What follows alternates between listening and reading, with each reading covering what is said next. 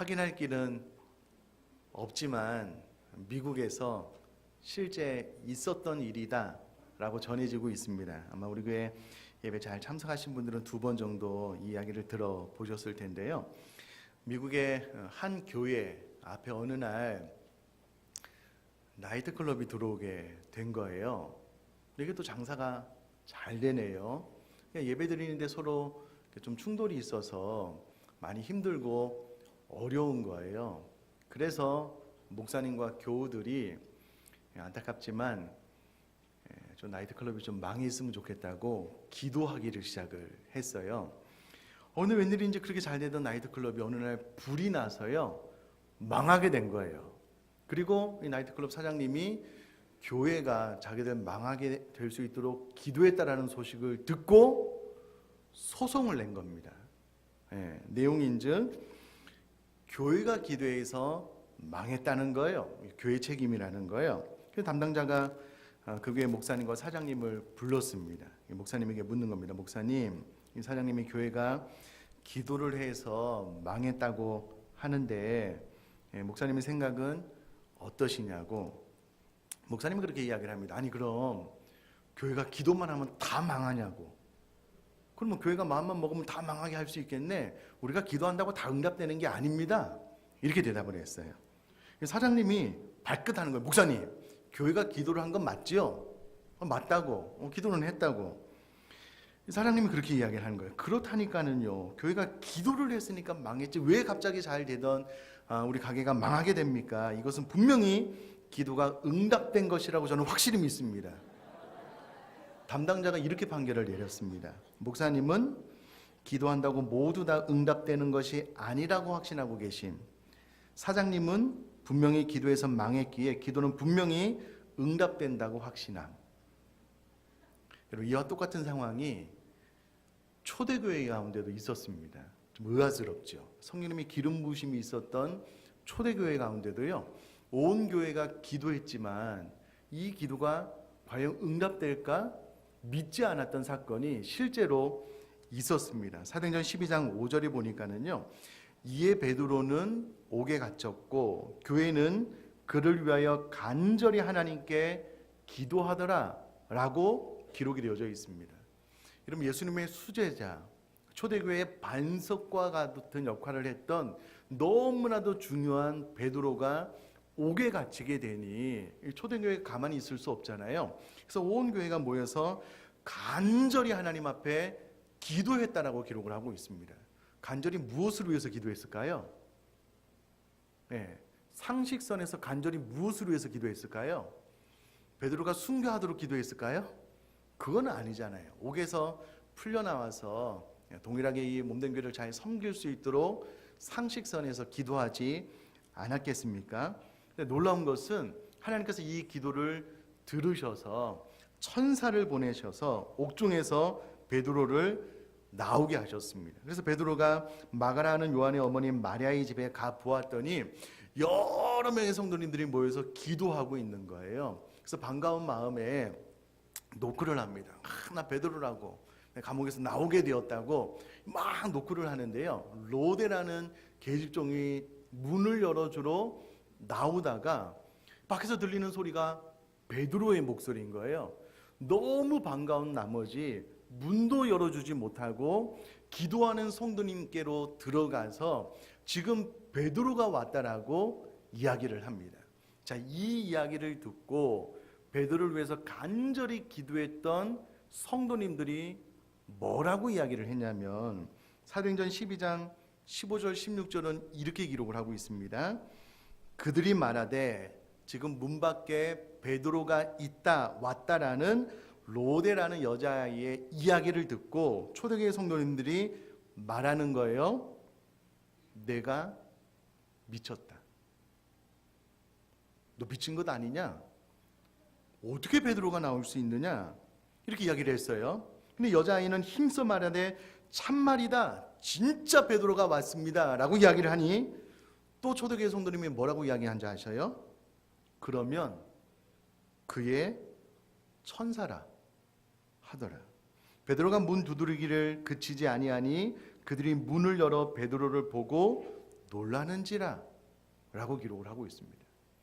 본인들이 베드로가 감옥에서 풀려나기 위해서 간절히 기도했는데 기도가 응답되어서 정작 베드로가 왔는데 믿지를 못하는 거예요. 베드로일 수가 없다. 그의 천사다. 문을 열어서 베드로가 들어왔더니 깜짝 놀라는 거예요. 여러분, 초대교회 가운데도 기도 응답에 대한 확신이 없었습니다. 기도하면 100% 응답된다는 확신이 있었다면 베드로라는 목소리를 듣고 반가웠겠죠. 야, 하나님께서 우리 기도를 응답해 주셨구나, 이렇게 반응을 할 텐데 전혀 기대하지 않으니까 네가 미친 것 아니냐 이렇게 대답을 하더니 베드로의 천사다, 믿지를 못하는 거예요. 정작 베드로를 보고 나서 깜짝 놀라는 겁니다. 이렇게 될 줄 몰랐다는 거죠. 여러분, 전 세계적으로 그래도 가장 기도를 많이 하는 민족이 우리나라입니다. 한국교회 성도님들이셔요. 우리는 늘 해서 잘 모르지만 해외에 나가서요, 우리가 새벽 5시에 교회에 모여서 기도합니다 그러면 깜짝 놀랍니다. 금요일날 11시가 넘어서까지 우리가 기도합니다 그러면 깜짝 놀라요. 주중에 우리가 순으로 모여서 성도님들에서 간절한 마음으로 기도합니다 그러면 깜짝 놀랍니다. 왜냐하면 미국이나 유럽 같은 경우에는요, 일주일에 단 한 번 교회 와서 예배하는 경우가 많거든요. 그러니까 전 세계적으로 우리나라 사람들처럼 기도를 많이 하는 민족과 사람이 없어요. 그런데 말입니다.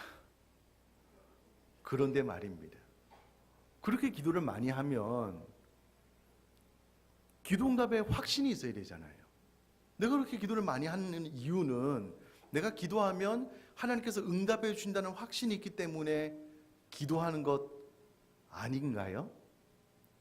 기도는 기도대로 하고 믿지 못한다면 이게 뭐냐라는 겁니다. 여러분, 초대교회 성도님들도 그렇게 강력한 기름 부심과 이적과 치유의 은사가 있었음에도 불구하고 온 교회가 기도해놓고 기도가 응답된다는 확신이 부족했거든요. 혹시 그렇지 않느냐라는 겁니다. 자, 제가 4가지 선택할 수 있는 질문을 드릴 텐데요. 손을 들면 좀 부끄러우니까 마음으로 한번 들어보세요. 마음으로. 첫 번째, 마음속으로 드는 겁니다. 나는 기도만 하면 100% 응답된다. 그렇게 확신하시는 분. 마음으로요. 또요, 누가 보지 않으니까 솔직하게 그냥 마음으로 대답하시면 됩니다. 나는 한 50% 정도 응답되는 것 같아요. 그러니까 반반 정도. 어떨 때는 응답이 되고 어떨 때는 응답이 안 되는 것 같아요. 그러신 분이 있으면 마음으로 손을 드시면 좋겠고요. 아니면 저는 어쩌다가 그냥 얻어 걸리면 한 번 정도 응답되는 것 같아요. 기도가 잘 응답이 안 돼요. 마지막 4번째, 하나님이 내 기도는 들어주시지 않아서 나는 기도를 안 해요. 4번째. 뭐 어디신 것 같으세요? 여러분, 성경은 분명히 의심하는 기도는 응답받을 수가 없대요. 내가 기도하고 나서 이게 될까 안 될까 의심하는 기도는 응답되지 않는답니다. 그럼 야고보서 1장 6절 8절 말씀, 제가 오늘 성경을 많이 읽어드릴 텐데 잘 들어보셔요. 오직 믿음으로 구하고 조금도 의심하지 말라. 의심하는 자는 마치 바람에 밀려 요동하는 바다 물결 같으니 이런 사람은 무엇이든지 주께 얻기를 생각하지 말라. 두 마음을 품어 모든 일에 정함이 없는 자로다. 기도하고 난 다음에 이 기도가 응답될까 안 될까 의심하는 사람은요, 무엇이든지 주께 얻기를 생각하지 말라는 거예요. 왜냐하면 의심이 있는 기도는 하나님께서 응답하지 않기 때문에 그렇습니다. 야고보 사도가 정확하게 의심하는 기도는 응답되지 않는다라고 이야기를 합니다. 그러므로 내가 기도한 것이 100% 응답받는다라는 확신이 없는 기도는 응답받지 못할 가능성이 훨씬 많은 겁니다. 왜냐하면 의심이 포함되어 있기 때문에 그렇습니다. 그래서 오늘 이 문제를 우리가 좀 잘 해결하고 새롭게 좀 정리를 했으면 좋겠는데, 우선에 기도의 정의를 바로 하는 것이 중요합니다. 여러분, 기도는 소위 말해서 영적 호흡이라고 하는데요, 다른 말로 하나님과의 대화다라고 생각을 하시면 됩니다. 기도는 하나님과의 대화입니다.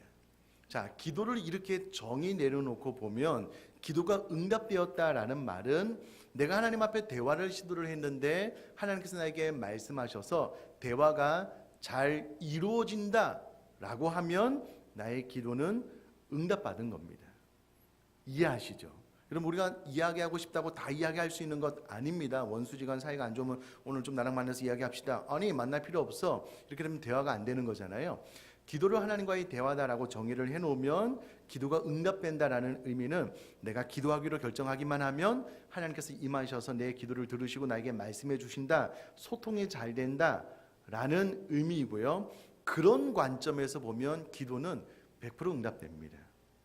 여러분, 이제 우상을 많이 섬기는 나라는요, 그 나라에 가서 기도하려고 그래도 막 방해가 많아서 기도가 잘 안 될 때가 있거든요. 그러나 우리나라는 정말 하나님의 복이 흐르는 나라입니다. 무릎 꿇는 모든 순간 죄가 하나님과 나 사이를 가로막지 않는 이상은 언제든지 하나님과 소통이 가능한 복된 나라거든요. 그러므로 기도는 하나님과의 대화다라는 관점에서 보면 기도는 언제나 응답이 됩니다. 자, 이렇게 이해를 하시면 좋겠습니다. 그런데 우리의 관념 안에는요, 기도 응답이라고 했을 때 그 초점은 하나님께 내 마음의 소원을 아뢰었을 때 그것을 하나님께서 들어주심으로 응답하는 것을 많이 생각을 합니다. 다시 우리가 생각하는 기도 응답은 하나님과의 대화라는 관점을 뛰어넘어서요, 내 마음의 소원을 아뢰었을 때에 하나님께서 내 마음의 소원을 들어주시는 것이 응답이라고 생각을 많이 하셔요. 그래서 1차적으로는 하나님과의 대화가 기도라라고 생각을 하고 정의를 내리시면 좋겠고요. 그럼에도 불구하고 이 두 번째 후자의 생각을 많이 가지고 있기 때문에 이 후자의 생각 범위 안에서 우리 기도가 어떻게 응답되는지도 아는 것이 중요한데, 자, 이 문제를 해결하려면 기도 응답의 정확한 정의를 아는 것이 중요합니다. 메모하신 분들은 잘 적으시면 좋겠고요. 천재적인 두뇌를 가지고 계신 분들은 암송하십시오. 자, 제가 한번 불러드릴게요. 기도 응답의 확신이란 무엇이냐면요, 내 기도의 동기와 내용이, 다시요, 내 기도의 동기와 내용이 성경에 합당하면, 성경이라는 말은 하나님의 뜻입니다. 성경에 합당하면, 그 다음도 중요합니다. 어떤 모양으로든지 반드시 응답된다는 확신이 기도 응답의 확신입니다. 다시요, 내 기도의 동기와 내용이 성경에 합당하면 어떤 모양으로든 반드시 응답된다라는 확신이 기도 응답의 확신입니다. 여러분, 21세기는 정의를 잘 아는 사람이 성공합니다.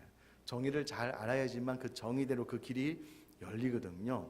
자, 한번 해볼까요? 기도 응답의 확신이 뭐라고요? 내 동기와 내용이 성경에 합당하면 어떤 모양으로든 응답된다는 확신. 이것이 기도 응답의 확신입니다.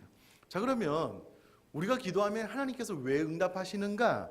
여러 가지가 있지만 두 가지만 말씀을 드리면은요, 우리가 하나님의 자녀이기 때문에 우리가 기도하면 하나님께서 응답해 주십니다. 마태복음 7장 9절에서 11절은 이렇게 이야기를 합니다.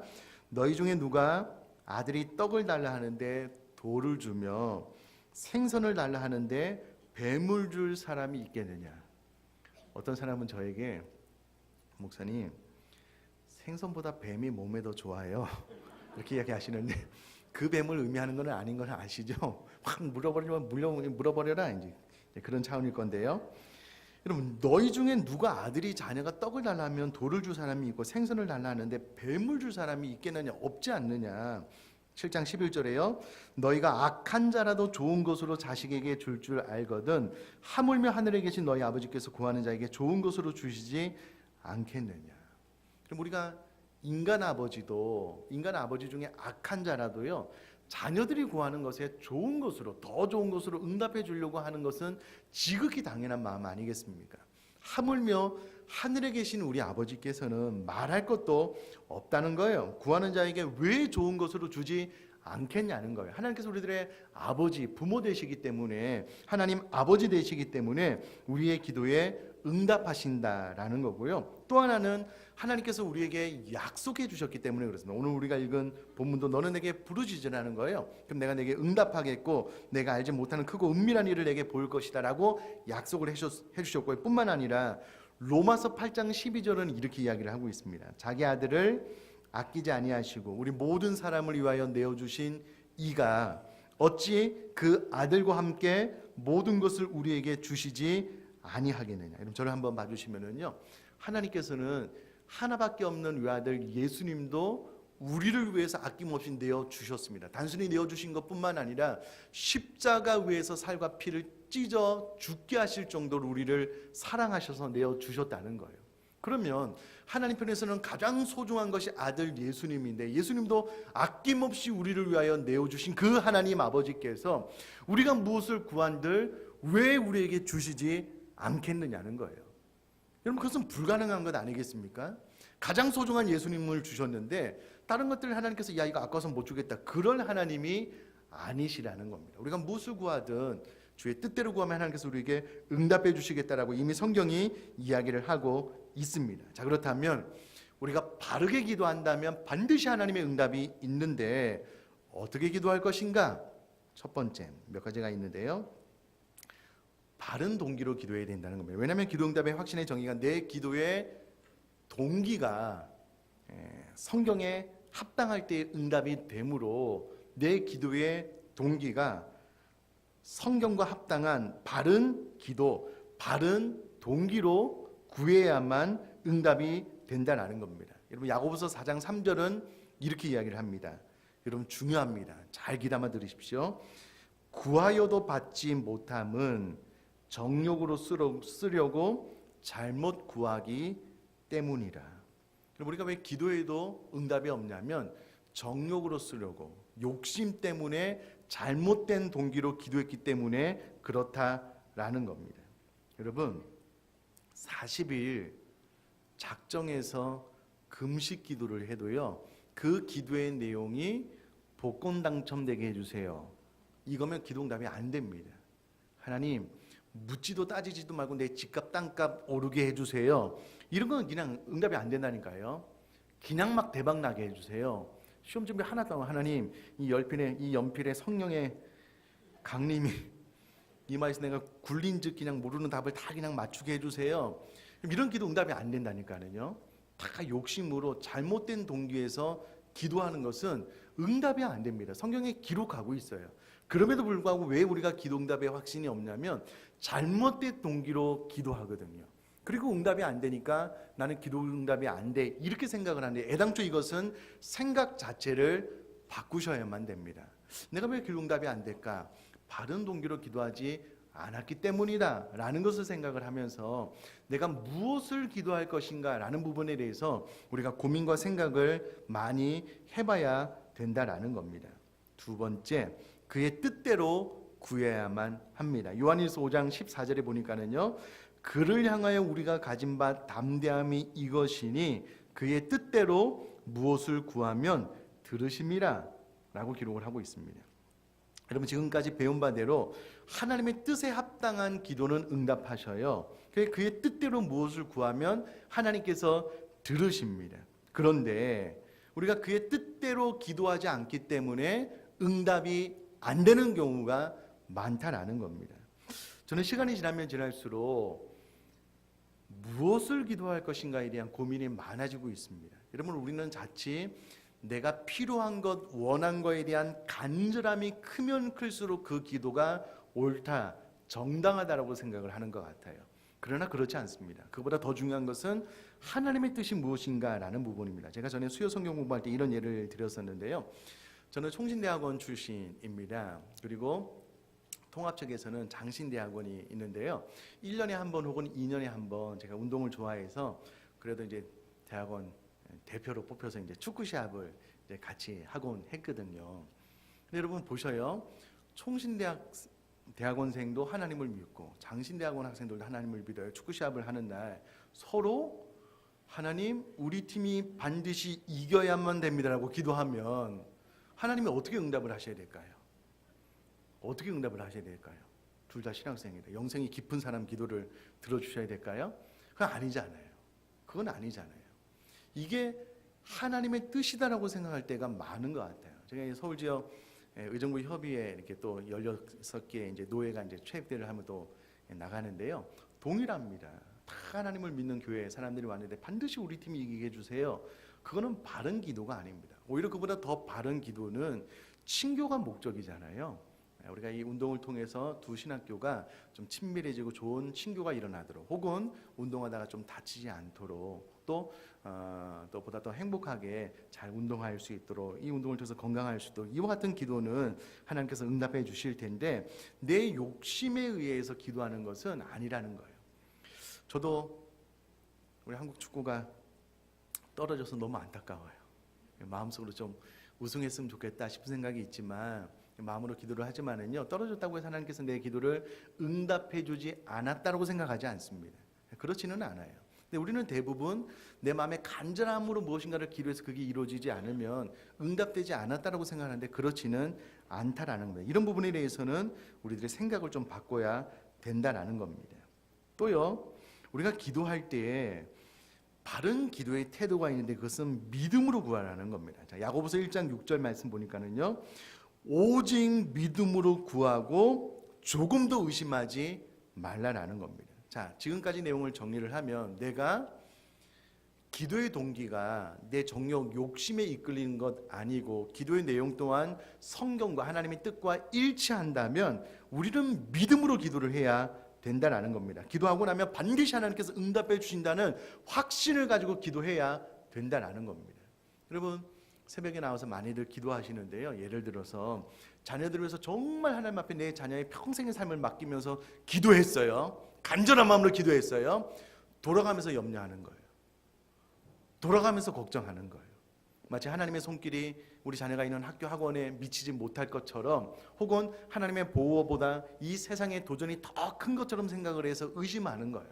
그러니까 마음에 두려운 생각이 또 찾아와요. 이런 기도는 응답이 될 수가 없다라는 겁니다. 자, 그러므로 믿음으로 구한다라고 했을 때에 우리가 응답받는 기도의 태도도 중요한데, 또 두 가지만 말씀을 드리면은요, 첫 번째, 포기하지 말고 기도하라는 거예요. 또 믿음으로 구하는 것과 맞물려서 확신을 가지고 기도하라는 겁니다. 여러분, 포기하지 말고 기도하라는 것은, 여러분, 아프리카의 한 부족은요 100% 기도가 응답이 된대요. 왜 그러냐면 기도가 응답될 때까지 기도한대요. 포기하지 않고 계속. 그러니까 100% 응답이 된대요. 실제로 성도사님이 이런 아프리카 부족을 만났나 봅니다. 이제 책을 통해서 이제 알게 되었는데요.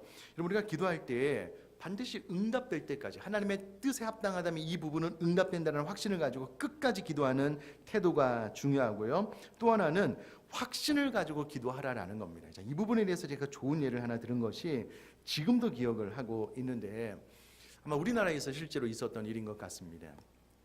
우리나라에도 이제 오랫동안 비가 안 오는 경우가 있잖아요. 지금도 눈이 안 와서 좀 문제인데, 오래전의 일인 것 같아요. 한 시골 마을에 성도님들이 대부분 이제 농사를 짓고 이렇게 삶을 사는데 비가 안 오니까 너무 힘든 거예요. 너무 힘든 거예요. 이 밭에다가 이제 갈아엎어야 되는, 논을 갈아엎어야 되는 그런 지경까지 이르게 됐나 봐요. 그래서 교회에서 작정을 하고 목사님이랑 장로님들이랑 교회 성도님들이 산기도를 갔대요. 오늘이 진짜 우리가 한번 비 올 때까지 한번 기도해보자, 뜻을 정해서 산기도를 갔대요.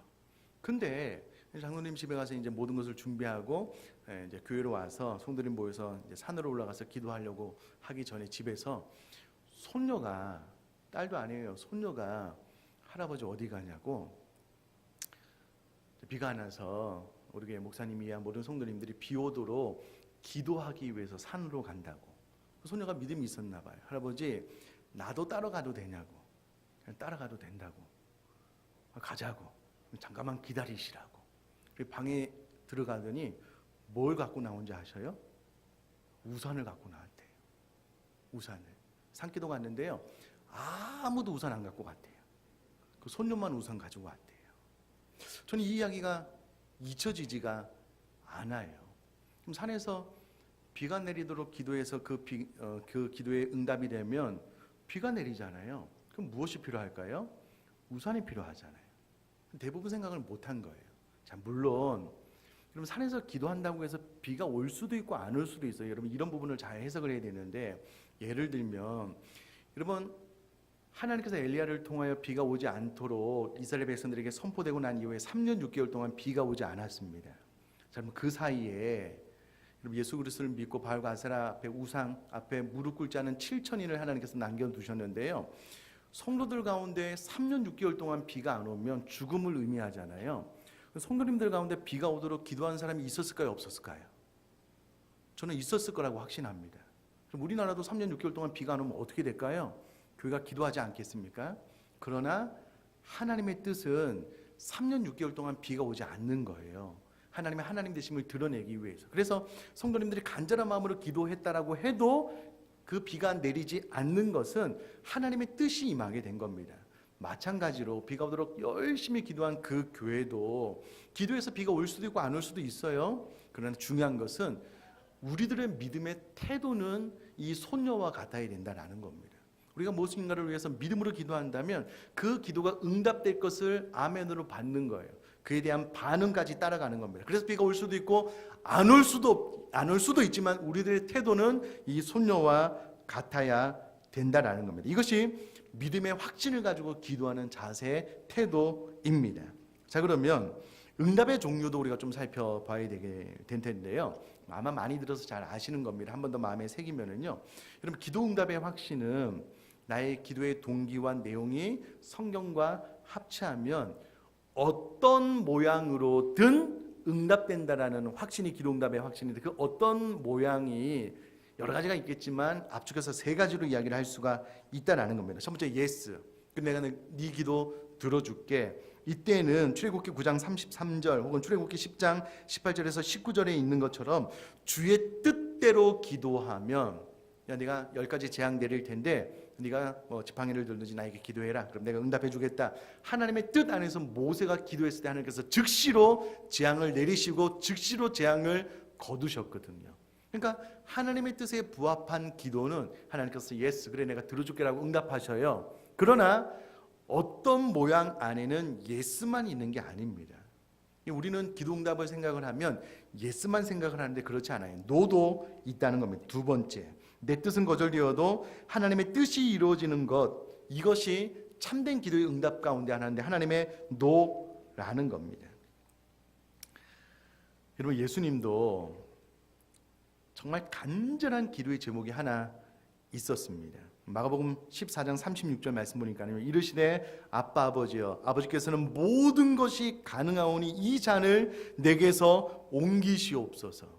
이렇게 기도했거든요. 여러분 예수님도 인간의 몸을 입고 있기 때문에 십자가 고통, 무엇보다도 하나님과의 단절, 한 번도 그런 적이 없는데 영적인 하나님과의 단절을 경험하는 것이 너무 고통스러워서 예수님도 하나님께서는 모든 것이 가능하오니, 아버지께서는 모든 것이 가능하오니 이 잔을 내게서 옮기시옵소서. 내가 십자가를 지지 않고 인류의 구원이 올 수만 있다면 내가 그렇게 했으면 좋겠습니다라고 간절한 마음으로 기도했거든요.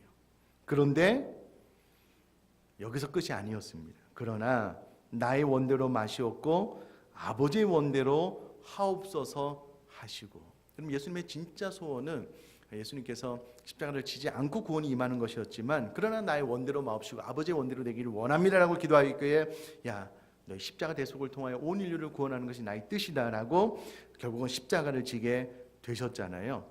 하나님의 노를 받아들이는 자가 기도 응답을 경험하는 자입니다. 여러분 참 중요한 것 같아요. 그리고 기도는 대부분 나의 뜻을 관철시키는 것이 기도 응답이라고 생각하는데 절대 그렇게 생각하지 마십시오. 저에게 성도님들은 그런 경우가 없는데요, 가끔 이 하나님께 막 지시하는 분이 계셔요. 하나님 그렇게 해야 된다고, 지금 뭐 하시냐고, 깨어나시라고 지금 깜짝깜짝 놀라는 경우가 있어요. 그럼 우리가 누구입니까? 우리는 피조물이잖아요. 자기가 하나님보다 더 위에 있어요. 그럼 하나님의 보좌를 움직이는 기도라는 것이 내 뜻이 반드시 기도에서 관철돼서 하나님의 뜻을 굽히셔서 내 의지가 더 강하기 때문에 나는 하나님의 보좌까지 움직일 수 있다는 의미가 아닌 거 아시죠? 그런 의미가 아닙니다. 아니에요. 좀 자칫 기도는 내 뜻이, 내 의지, 내 간절함이 너무 크기 때문에 하나님께서 뜻을 굽히셔서 내 기도에 응답하는 것을 기도의 응답이라고 생각할 때가 많은데 그렇지 않습니다. 기도의 바른 방향은 결국 나를 죽이고 하나님의 뜻이 이루어지기를 원함으로 내 자신을 내어드리는 것이 기도고요. 이렇게 해서 하나님의 노가 왔을 때에 예 감사합니다라고 받는 것이 기도 응답을 경험하는 사람에게 주어진 하나님의 축복, 은혜라는 겁니다. 그러면 여러분 노도 잘 받을 수 있게 되기를 간절히 바랍니다. 그럼 멀리 가서 생각할 것도 없어요. 우리들의 자녀가 우리 부모님 우리들에게 많은 것을 요구하잖아요. 여러분 다 들어주셔요? 여러분 다 들어주셔요? 아니잖아요. 아니잖아요. 그렇다고 우리가 우리 자녀들을 사랑하지 않는 겁니까? 아니죠. 지금 노가 너에게 꼭 필요하기 때문에 안 돼. 이렇게 대답하는 것 아니겠습니까? 우리도 마찬가지거든요. 하나님께서 노를 말할 때가 있는데 우리에게는 지금 노가 필요하기 때문에 하나님께서 그렇게 말씀하시는 거거든요. 그러면 아멘 감사합니다라고 받는 것이 기도 응답을 받는 방법이다라는 겁니다. 세 번째, wait, 기다려라. 때가 있다는 겁니다. 하박국서 2장 3절 말씀 보니까는요. 이 묵시는 정한 때가 있나니 그 종말이 속히 이르겠고 결코 거짓되지 아니하리라. 비록 더딜지라도 기다리라. 지체되지 않고 반드시 응하리라. 여러분 하나님께서 잠깐만 기다려. 때가 있어. 이럴 때가 있거든요. 그럼 우리가 기다림으로 기도 응답을 수용하는 태도가 중요합니다. 4살 된 아이가요. 자기 평생 처음으로 너무 마음에 드는 남자친구를 발견하게 된 거예요. 그때부터 부모님께 때를 쓰는 거예요. 결혼시켜달라고. 부모님 뭐라고 이야기를 할까요? 기다려라. 네가 성인이 돼서 그때도 그 남자친구에 대한 사랑이 변하지 않는다면 그때는 결혼시켜줄게. 우리 부모님 이렇게 이야기를 하잖아요. 기다려라라고 말할 때가 있잖아요. 그러므로 하나님께서 우리에게 기다려라라고 말할 때가 있는데 그것도 기도의 응답 가운데 하나라는 겁니다. 특별히 이 부분에 대해서 여러분 사도 바울은요. 고린도후서 12장 8절 9절에 이렇게 기록을 하고 있습니다. 이것이 내게서 떠나가게 하기 위하여 내게 3번 주께 간구하였더니 나에게 이르시기를 내 은혜가 내게 족하도다. 이는 내 능력이 약한 데서 온전하여짐이라 하신지라. 그러므로 도리어 크게 기뻐함으로 나의 여러 약한 것들에 대하여 자랑하리니 이는 그리스도의 능력이 내게 머물게 하려 함이라. 아멘. 사도 바울이요. 육체에 가시가 있는 거예요. 학자들이 여러 가지 이야기하지만 하나는 안질, 눈에 관련된 병이다라고 이야기를 하지만 대부분의 학자들은 간질이다라고 이야기를 합니다. 간질은 그냥 쓰러져서 거품을 무는 거잖아요. 그럼 저에게 이런 질병이 있다면 진짜 간절한 마음으로 기도할 것 같아요. 치유받기 위해서.